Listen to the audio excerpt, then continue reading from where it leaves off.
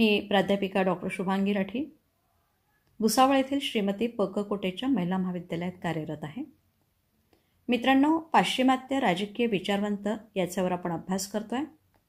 बहुपर्यायी प्रश्न अलीकडे होणाऱ्या परीक्षेच्या संदर्भात विचार करतोय. 3 भाग आपण कार्ल मार्क्सवर बघितलेले आहे. आज आपण 4था भाग जे.एस. मिल या संदर्भात विचार करणार आहोत. जे.एस. मिलवरील बहुपर्यायी प्रश्न आता आपण सुरू करूया. चला तर मग. ओके, चल पूनम. प्रश्न क्रमांक 1 बघा. उपयोगितावादाचा पुरस्कार खालीलपैकी कोणी केलेला आहे?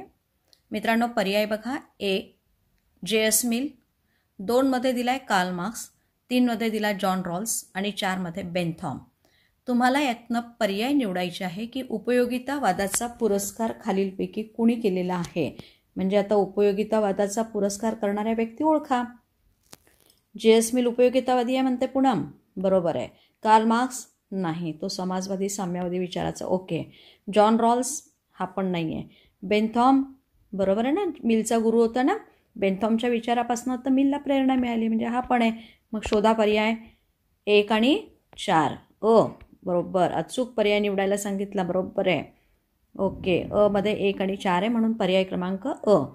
प्रश्न क्रमांक 2 घ्या. संतुष्ट डुकरापेक्षा असंतुष्ट मानव असणे किंवा संतुष्ट मूर्खापेक्षा असंतुष्ट सॉक्रेटिस असणे हे केव्हाही चांगले, हे विधान खालीलपैकी कोणाचे आहे? पर्याय वाचा. अ जे.एस. मिल, ब कार्ल मार्क्स, क जॉन रॉल्स आणि ड आहे बेंथॉम. मित्रांनो, इथे तुम्हाला प्रश्न आधी काय विधान दिलंय ते नीट वाचा आधी, घाई करू नको. पुन्हा इथे काय म्हटलंय? संतुष्ट डुक्कर आहे, त्याच्यापेक्षा असंतुष्ट मानव म्हणजे तुम्हाला सुख प्रत्यक्षात नाही मिळालं तरी चालेल असा त्याचा अर्थ आहे. म्हणजे प्रत्यक्ष सुख पाहिजे असं नाही आहे ना. एखाद्या वेळेस सेवेतनं सुद्धा सुख मिळू शकतं, म्हणजे माझी वस्तू मी दुसऱ्याला दिले त्याच्यातही आनंद मिळतो असं म्हणणं आहे. किंवा संतुष्ट मूर्खापेक्षा असंतुष्ट सॉक्रेटिस असणं म्हणजे एखादा अगदी आपल्याला खाऊन पिऊन मजा मारण्यापेक्षा सॉक्रेटिससारखं विष प्राशन करून आनंद व्यक्त करणं, हे विधान खालीलपैकी कोणाचं आहे? बघा, पर्याय वाचा. अ जे.एस. मिल, ब कार्ल मार्क्स, क जॉन रॉल्स, ड बेंथॉम. कुणाचं म्हणते पूनम? जे.एस. मिल. एकदम बरोबर, कारण जे.एस. मिल म्हणतो प्रत्यक्ष सुख पाहिजे असं नाही, नैतिक सुख, आंतरिक सुख सुद्धा महत्त्वाचं आहे. बरोबर आहे ना. बेंथॉम नाही सांगत. बेंथॉम फक्त बाह्य सुखाचा विचार करतोय. प्रश्न क्रमांक 3 घ्या. जे.एस. मिलचे वडील जेम्स मिल प्रसिद्ध उपयोगितावादी विचारवंत टिंबटिंबचे अनुयायी होते. आता वडिलांपासून त्यालाही प्रेरणा मिळाली जे.एस. मिलला. मग कोणाचे अनुयायी होते? Hobbes, Karl Marx, John Rawls, Bentham. Bentham म्हणते सारिका, बरोबर आहे, कारण वडील ज्याचे अनुयायी होते तेच तर मिलच्या सोबत आले. ओके, चला पुढचा प्रश्न घ्या. प्रश्न क्रमांक 4 घ्या. वयाच्या 14व्या वर्षी जॉन मिलला त्याच्या भावाबरोबर टिंबटिंबमध्ये शिक्षणासाठी पाठविण्यात आले होते. मित्रांनो, इथे लक्षात घ्या, 14व्या वर्षी जॉन मिलला आपल्या भावाबरोबर शिक्षणासाठी बाहेर देशात पाठवलं आहे. कुठे पाठवलं होतं? कारण तिथल्या परिस्थितीत मिलने निसर्गाचा आनंद घेतलेला आहे. म्हणजे आपण जे म्हणतो ना की पुस्तक वाचा, अभ्यास करा, याच्यात सगळं सुख आहे. निसर्गाचा आनंद त्याने कुठे घेतला होता तो देश ओळखा. अ अमेरिका, ब फ्रान्स, क लंडन, ड इंडिया. कुठे म्हणते पूजा? ब फ्रान्सला, कारण त्याला फ्रान्सला पाठवलं होतं ना भावाबरोबर शिक्षणासाठी. बरोबर आहे. चला पुढचं आहे. जॉन मिलला या प्रसिद्ध कायदेपंडिताचा सहवास लाभला होता. कोणाचा सहवास लाभला होता? इथे कायदेपंडित आहे, त्यांचा सहवास, त्याच्या सहवासात तो आलेला आहे, म्हणून कायद्याचा अभ्यास पण त्याने केला होता. 1 अ जॉन ऑस्टिन, ब हेगेल, क बेंथॉम, ड यापैकी नाही. खाजू नको डोकं नेहा, मला माहिती आहे आठवत नाही आहे तुला, आहे ना. कायदेपंडित आहे बेटा, ज्याच्या सहवासात फ्रान्समधनं आल्यानंतर जॉन मिल त्याच्या सहवासात आला होता. मार्क्समध्ये जातो. बेंथॉम पण नाही, कायदेपंडित नव्हता बेंथॉम, जॉन ऑस्टिन होता बेटा. ओके, चला पुढचा. कोणत्या व्यक्तीच्या सहवासात आल्याने जे.एस. मिल याचे विचार हे मानवतावादी बनले? कल्पना करा. मानवतावादी. अ जॉन ऑस्टिन, ब श्रीमती टेलर, क बेंथॉम, ड जेम फॉन वेस्टफॉलेन. 4 पर्याय दिले, पण आपण काय म्हणतोय? हा मानवतावादी बनला. कुणाच्या सहवासात आल्याने? बेटा, जिथे प्रेम मिळतं, जिथे त्याला चांगल्या गोष्टी मिळतात, तुमची तारीफ होते, तिथे मानवतावादी बनतो. इतरांच्या साठी विचार करायला लागतो. बरोबर आहे ना. जॉन ऑस्टिन हा कायदेपंडित होता, त्यामुळे नाही. श्रीमती टेलर म्हणते ना पूजा, बरोबर आहे ना. खुशबू पण म्हणते श्रीमती टेलर. का बरं? माहिती आहे ती कोण होती? त्याच्या मित्राची बायको होती आणि हा मित्राच्या बायकोबरोबर प्रेमात पडलेला होता. तो म्हणायचं जे काही आहे सगळं माझ्या या टेलरमुळेच आहे, माहिती आहे ना, आठवतं ना? खूप वयाने ज्येष्ठ पण त्या मित्राच्या बायकोबरोबर याला खूप प्रेरणा मिळत होती. म्हणून इथे त्याचा जो मानवतावादी दृष्टिकोन आला आहे ना, कोणा व्यक्तीच्या सहवासात आल्याने? श्रीमती टेलरच्या. ओके. जेम फॉन वेस्टफॉलेन म्हणते नाही बेटा, ही तर मार्क्सची बायको आहे. ओके, ठीक आहे. पुढचा प्रश्न घ्या, 7 नंबरचा. खालील विधान कोणाचे ते ओळखा. माझ्या लिखाणात जे सर्वोत्तम आहे ते श्रीमती टेलर हिच्या प्रेरणेमुळे शक्य झाले. खरे म्हणजे बऱ्याच अंशी ती त्या लेखाची लेखिका आणि माझी प्रेरणा होती. कल्पना करा. आता हा मागचा जो प्रश्न होता ना, त्याचं उत्तर तुम्हाला सापडलंय ना. त्याच्या लिखाणात जे काही सर्वोत्तम आहे तो कुणाची प्रेरणा म्हणतो? श्रीमती टेलरची, आहे ना. आणि खरे म्हणजे बऱ्याच अंशी ती त्या लेखाची लेखिका आणि माझी प्रेरणा होती. तिच्यामुळेच मला हे सगळं लिहिणं शक्य झालं. हे विधान पर्याय वाचा. अ जॉन ऑस्टिन, ब जे.एस. मिल, क बेंथॉम, ड जॉन रॉल्स. बरोबर आहे, जे.एस. मिलचंच आहे ना. ओके. 8 मध्ये बघा, प्रश्न क्रमांक 8. 1866 जे.एस. मिल कोणत्या सभागृहात निवडून आले होते? इंग्लंडमध्ये राहणारा जे.एस. मिल आहे. इंग्लंडमध्ये संसदेचे म्हणजे पार्लमेंटचे किती सभागृह आहे? 2. एक हाऊस ऑफ लॉर्ड्स, एक हाऊस ऑफ कॉमन्स. पर्याय वाचून घ्या आधी. अ हाऊस ऑफ लॉर्ड्स, ब हाऊस ऑफ कॉमन्स, क पार्लमेंट, वरील सर्व. इथे प्रश्न काय विचारला? कोणत्या सभागृहात निवडून आले होते? कोणत्या? पार्लमेंटमध्ये नाही ग, पार्लमेंटचा एक सभागृह विचारलं इथे. पार्लमेंटमध्ये तो होता, पण कोणत्या सभागृहात? म्हणून इथे बारीक उत्तर शोधायचं आहे. हाऊस ऑफ कॉमन्समध्ये. बरोबर आहे, हाऊस ऑफ कॉमन्समध्ये निवडून आलेला होता. यानंतरचा पुढचा प्रश्न घ्या, प्रश्न क्रमांक 9. मिलच्या मृत्यूबद्दल शोक व्यक्त करताना तत्कालीन प्रधानमंत्री टिंबटिंब म्हणाले होते की मिल जेव्हा पार्लमेंटमध्ये बोलत असे तेव्हा एखादा संत बोलत आहे असे वाटत होते. इथे तुम्हाला त्यावेळेसचे पंतप्रधान जे होते ना इंग्लंडचे, ते प्रधानमंत्री म्हणजेच पंतप्रधान बेटा, आहे ना, त्यांच्या संदर्भात प्रश्न विचारला आहे. इथे अ मॅकडोनाल्ड, ब डिझरेली, 3 विल्यम जॉर्ज आणि ड यापैकी नाही. काय म्हणते? मॅकडोनाल्ड. मॅकडोनाल्ड नाही बेटा, डिझरेली बरोबर आहे. ओके, ठीक आहे. याच्यानंतर लक्षात ठेवायचं, डिझरेली हे जे पंतप्रधान आहे ना, त्यांनी म्हटलेलं आहे, कारण इतकं मस्त बोलत होता जे.एस. मिल. असं वाटायचं एखादा संत म्हणजे धीर गंभीर, अगदी विचारपूर्वक, योग्य अयोग्यतेचा विचार करून, आणि म्हणून एखादा संत बोलत आहे पार्लमेंटमध्ये असे विचार त्यांनी मांडलेले आहेत. ओके, ठीक आहे. पुढचा प्रश्न घ्या, 10. खालीलपैकी कोणता जे.एस. मिलचा ग्रंथ आहे ते ओळखा. खाली तुमच्यासमोर पर्याय दिले. अ दास कॅपिटल, ब communism, 3 on liberty, 4 social contract. Das capital नाही म्हणते खुशबू. का बरं? कार्ल मार्क्सचा आहे म्हणे. कम्युनिझम पण नाही. ऑन लिबर्टी बरोबर आहे ना. सोशल कॉन्ट्रॅक्ट हा पण नाही. बरोबर आहे, ऑन लिबर्टी आहे, कारण स्वातंत्र्याचे विचार त्याने ऑन लिबर्टी पुस्तकात तर मांडले. जे.एस. मिलचा स्वातंत्र्याचा विचार पाहिला ना. ओके. यानंतरचा प्रश्न क्रमांक 11 घ्या. खालीलपैकी कोणत्या व्यक्तीचा जे.एस. मिलवर प्रभाव होता? आता जे.एस. मिलवर प्रभाव असलेला व्यक्ती तुम्हाला ओळखायचा आहे. आता जे.एस. मिलवर वेगवेगळ्या व्यक्तींचे प्रभाव होते, त्यात कोणाकोणाचे प्रभाव होते हे सगळे ओळखायचे. याच्यामध्ये बघा, जेरेमी बेंथमचा होता का? काय म्हणते पूजा? बरोबर आहे, कारण जेरेमी बेंथमचा होता, आहे ना कल्पेश? ओके. जेरेमी बेंथमचा का होता माहिती आहे ना, का त्याच्याच विचारापासून त्याने उपयुक्ततावादी सिद्धांत स्वीकारला. जॉन ऑस्टिन, यस म्हणतोय राजू. ओके. कसा काय रे? विशाल बरोबर म्हणतोय, कारण तो कायदे पंडित होता, त्याचाही प्रभाव आहे. अर्थशास्त्रज्ञ होता रिकॉर्डो, त्याच्याही विचाराचा प्रभाव म्हणते पूजा. आणि श्रीमती टेलर, विशाल बरोबर म्हणतोय, आहे ना. राणी ती पण म्हणते हो श्रीमती टेलर, हे तर आलंच ना, तिचीच तर प्रेरणा आहे. म्हणजे हे 4ही बरोबर आहे. म्हणजे पर्याय कोणता येणार बेटा? राणी ड म्हणते ना, वरील सर्व. बरोबर. इथे पर्याय क्रमांक कोणता येणार मग? वरील सर्व. ठीक आहे. चला पुढचा प्रश्न घेऊया आपण. प्रश्न क्रमांक 12 बघा. खालीलपैकी कोणत्या व्यक्तीचा जे.एस. मिलच्या उपयोगितावादावर प्रभाव होता? आता जे.एस. मिलच्या उपयोगितावादावर कोणाचा प्रभाव होता हे शोधायचं आहे. आता इथे पहिला पर्याय वाचा. अ जेरेमी बेंथम, ब जॉन ऑस्टिन, क रिकॉर्डो आणि ड श्रीमती टेलर. कशावरचा प्रभाव विचारला आहे बेटा? घाई करू नको श्रीमती टेलर, सगळीकडे नाही. उपयोगितावादावरचा प्रभाव विचारला आहे.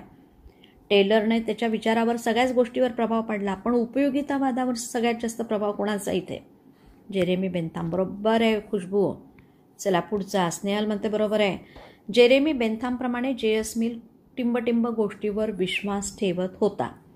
आहे ना, जेरेमी बेंथम म्हणायचं उपयोगितावादी. उपयोगितावादी माहिती आहे, जास्तीत जास्त सुखाची प्राप्ती आणि दुःख कसं कमी होईल, कारण व्यक्तीच्या जीवनात सुख आणि दुःख दोन्ही गोष्टी असतात.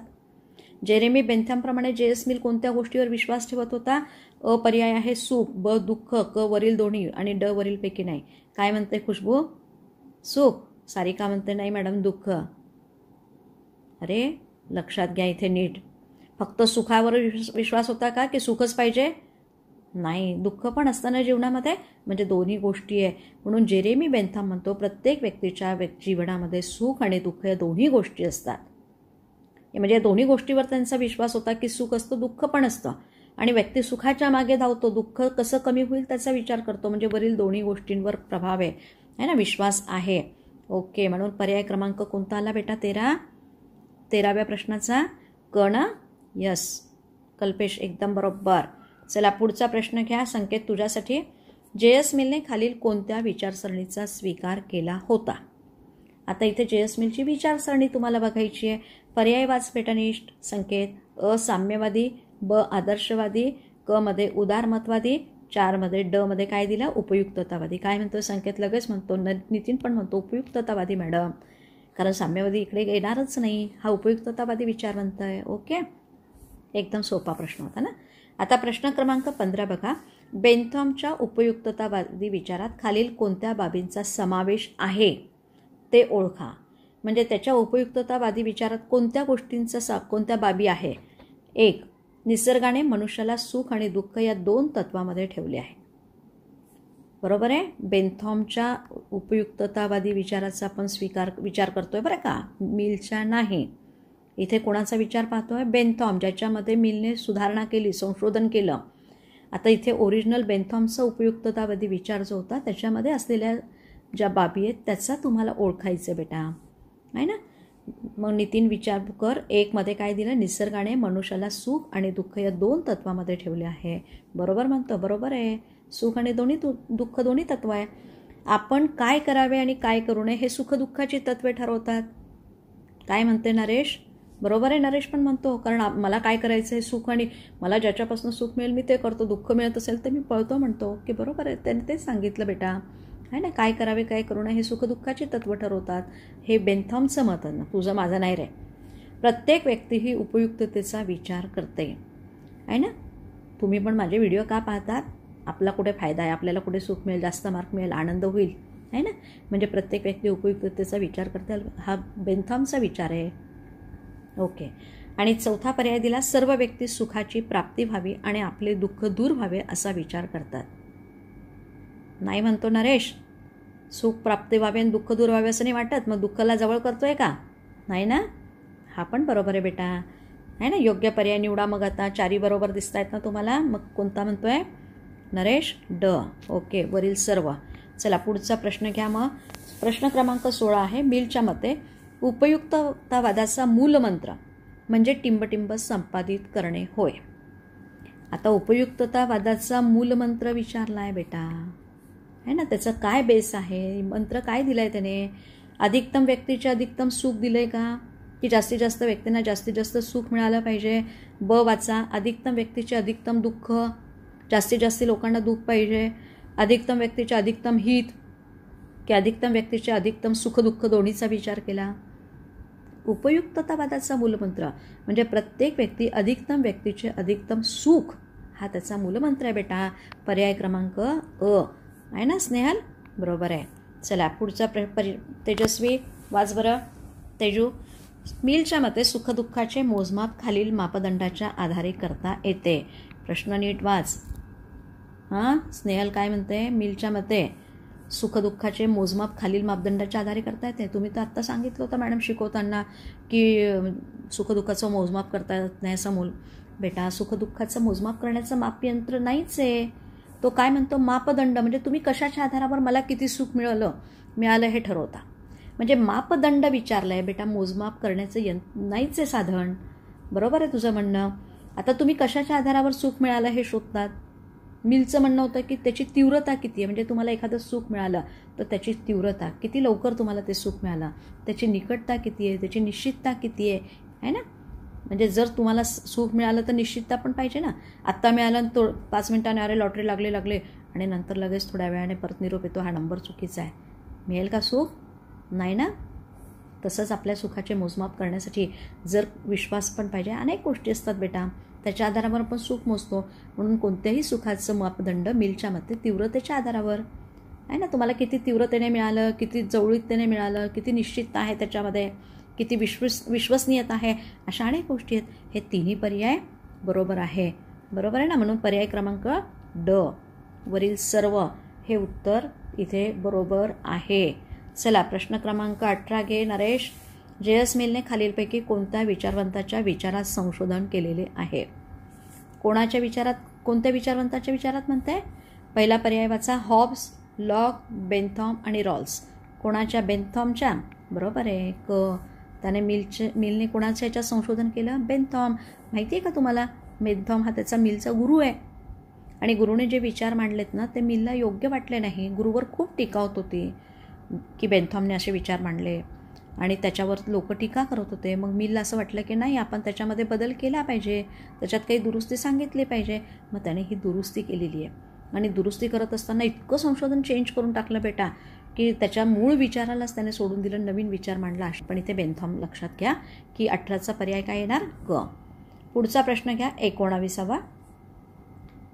नीता तुवास. जे.एस. मिलने बेंथॉमच्या उपयोगितावादावर होणाऱ्या टीकेपासून त्याचे संरक्षण व्हावे या हेतूने केलेले संशोधन विचारात घेऊन चुकीचे विधान निवडा.